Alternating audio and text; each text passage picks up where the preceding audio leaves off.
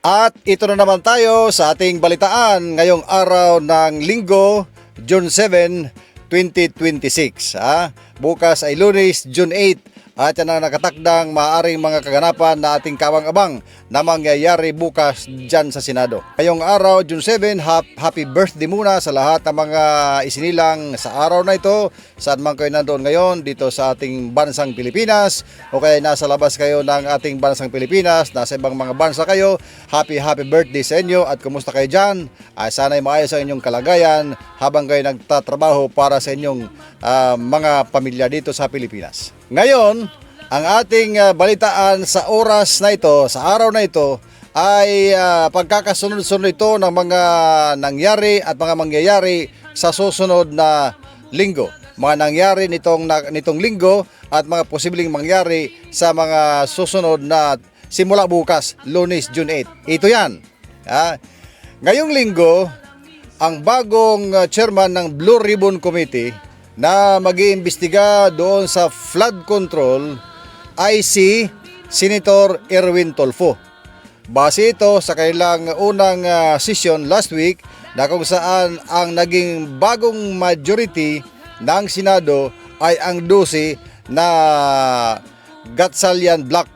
Senator Win Gatchalian ang nakahawak ngayon dyan. At kasama niya dati yung 11 na naging 12 na.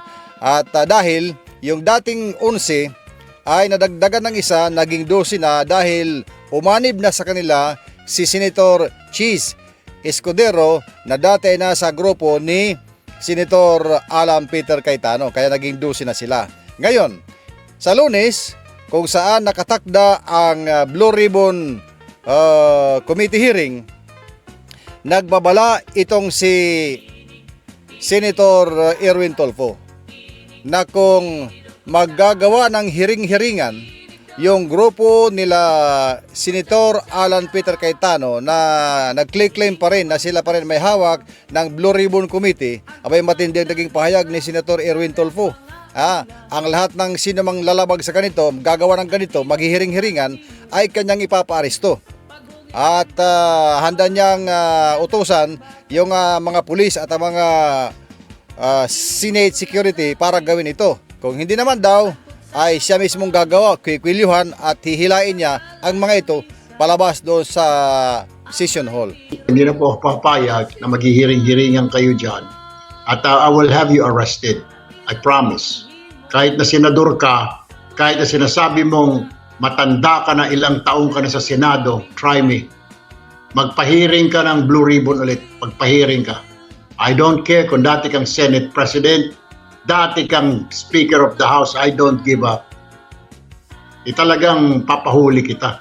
Kung hindi papahuli, kung ayaw ng usa, bibit-biting kita, kikwilyuhan kita, palalayasin kita dyan sa floor na yan. Because I am the legitimate Blue Ribbon Chairman. Yon ang kanyang nasambit ngayong linggong ito.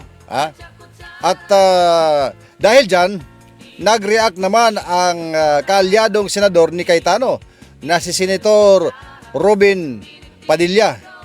Ang sabi ni Robin Padilla ay, try me, unahin mo ako at ang magkasubukan tayo. Wow, mukhang magkakarislingan dyan sa Senado. Mukhang magkakarislingan. At ang mga yan ay ating aabangan sa Lunes, bukas yan, bukas. Tingnan natin magkakaalaman yan at kung anong mga mangyayari. Ngayon, dyan sa Blue Ribbon Committee hearing na yan na nasa pangasiwa na ni Senator Erwin Tulfo, ay imbitado ang 18 ex-Marines. Yan.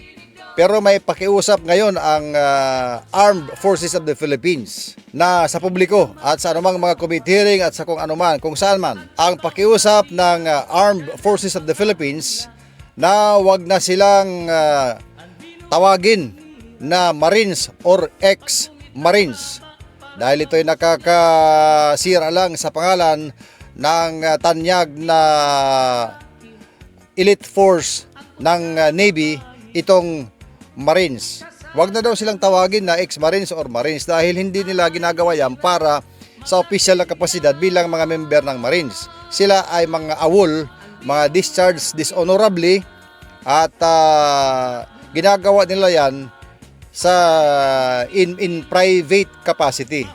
At hindi lahat nung 18 na yan ay mga dating nagserbisyo sa Marines. 3 or 4 lang dyan. Kaya ang pakiusap ng Marines, ng Marine Corps Commander, na wag na silang tawaging mga ex-Marines ang 18 na yan.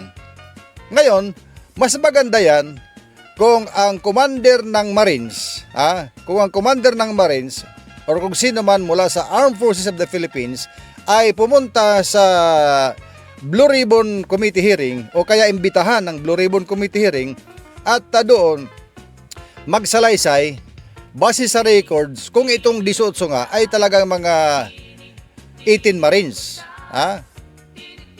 Kung hindi man lahat, sino lang dyan ang officially na naging bahagi ng Marine Corps pero naging na-dismiss dishonorably dahil sa mga paulit-ulit na sala ng awol. May karapatan din namang mag-claim sila na ex sila dahil naging bahagi din sila.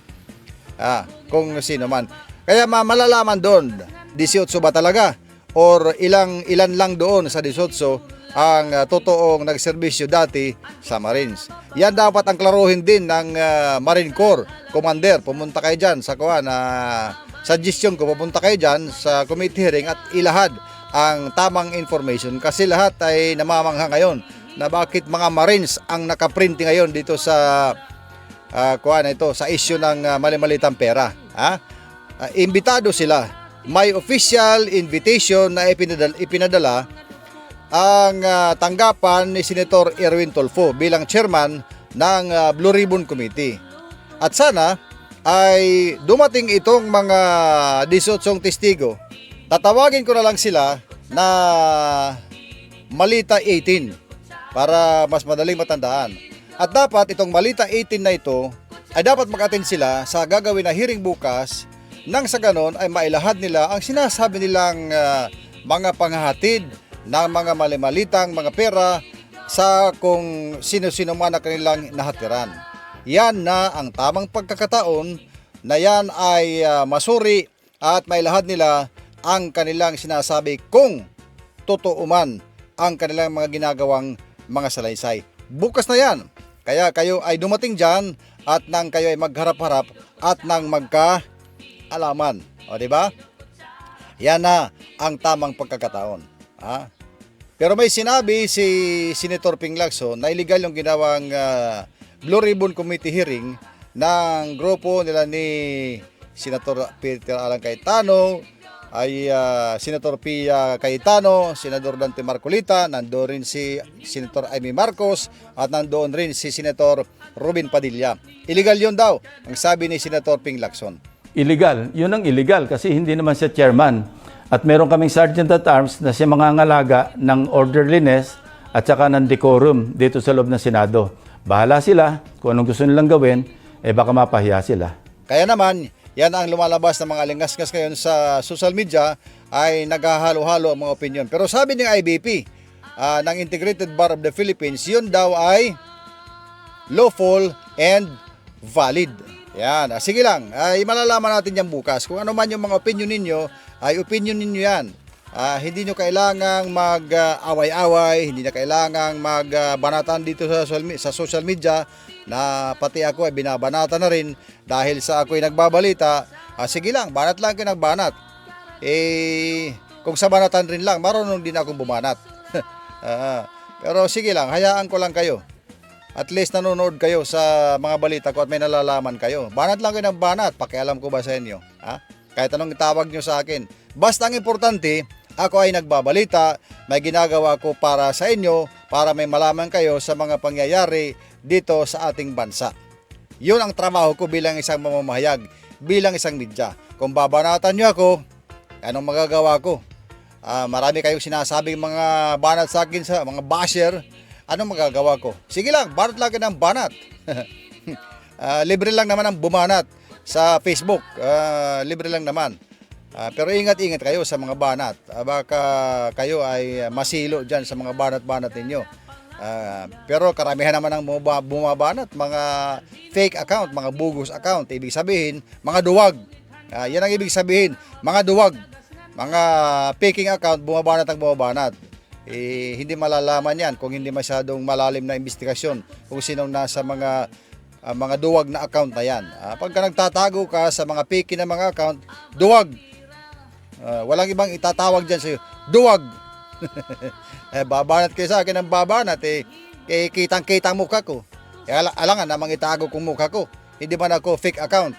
Ako ay tagapagbalita. Ang mga tagapagbalita, nakikita nyo yan at naririnig. Kaya ito, nakikita na ninyo ako, naririnig pa. Kung binabanatan niyo ako ng binabanatan, bahala kayo sa buhay nyo. Basta ako'y nagbabalita lang, ha? At ito pa, meron pang grupo ng mga abogado na tinatawag nila ang kanilang grupo ng mga abogado na angry lawyers. Mga galit na abogado, angry. Angry lawyers. Yang angry lawyers na yan, ngayon ay gumagawa ng isang reklamo. Pinipino nila ngayon yung reklamo kasi sasampahan nila ng usurpation of authority at kung ano pang mga applicable na kaso ang grupo nila Senator Alan Peter Cayetano dahil sa pagsasagawa ng committee hearing ng Blue Ribbon Committee nung nakaraang linggo kahit na hindi na sila ang legal na mayoriya at kahit na hindi na sila ang legal na committee para sa Blue Ribbon Committee dahil meron na nga ginawa yung new majority. Pero patuloy na nanindigan si Senator Alan Peter Cayetano na sila pa rin ang majority ngayon hanggang hindi pa nagiging 13 ang numero ng grupo nila Senator Win Gatchalian. Kaya ang sabi ni Senator Alan Peter Cayetano ay ganito. Ito yan, magpapahiram daw siya. Ayan o. Pwede siguro tayo magpahiram ng isa para maka-13 na sila. Kasi I hate the fact that we're in a situation that we cannot follow the law. Ayun. So willing siyang magpahiram. Ang tanong na lang ngayon ng bayan, ang tanong na lang ngayon ng bayan, sino ang ipapahiram mula sa grupo ni Senador Alan Peter Cayetano? Sino kayang ipapahiram? Ipapahiram ba niya sarili niya? Ipapahiram ba niya ang kapatid niya, Senator Pia Cayetano? Ipapahiram ba niya ang kanyang sanggang dikit na si Senator Rodante Marcolita? Ipapahiram kaya niya si Senator Amy Marcos? Ipapahiram kaya niya si Senator Robin Padilla? At kung sino pa ang pwedeng ipahiram dyan sa kanilang hanay? Ang tanong pang isa, may magpapahiram kaya? May kusa kayang magpapahiram? At ang pinakamatinding tanong, mula ngayon hanggang bukas, at bukas, may lilipat kayang panibago mula sa hanay ni Cayetano papunta doon sa hanay ni Win Gatchalian. Ang lahat ng ito na mga katanungan ng mga pangyayari nating nilahad ngayon ay magkakalaman bukas sa pagbabalik sesyon ng Senado sa pamagitan ng Blue Ribbon Committee hearing na gaganapin bukas. Kaya dapat ang mga invited na mga resource speaker, resource person ay dumating kayong lahat. Dumating kayong lahat. Maging ang grupo ni Cayetano, imbitado rin. Dumating kayong lahat doon at nang doon kayo magharap-harap, magkaalaman sa mga akusasyon na yan. Bantayan natin yan bukas at yan ay aking tututukan din para meron akong ilalahad sa inyo. At yan ay tututukan ko rin para meron akong ilalahad sa inyo ng mga balita, yung tinatawag na compressed na mga balita. Hindi yung naka-live na 5 oras, 6 na oras na inyong panonoorin. Mukhang walang time ang iba dyan para manood, umupo ng 5 oras, 4 na oras, 10 oras para manood sa kanyan. Ang ginagawa natin, kinukompress natin yung mga balita. Kung ano yung mga pinakamahalagang balita na nangyari dyan sa kanilang session na yan, yan ang aking ibabalita sa inyo at nang hindi na kayo masyadong mahirapan. Kaya, tutok lang dito sa Radyo Abante, SJTV at nang marami kayong malaman. Tinig, tinig, tinig, tinig, tinig,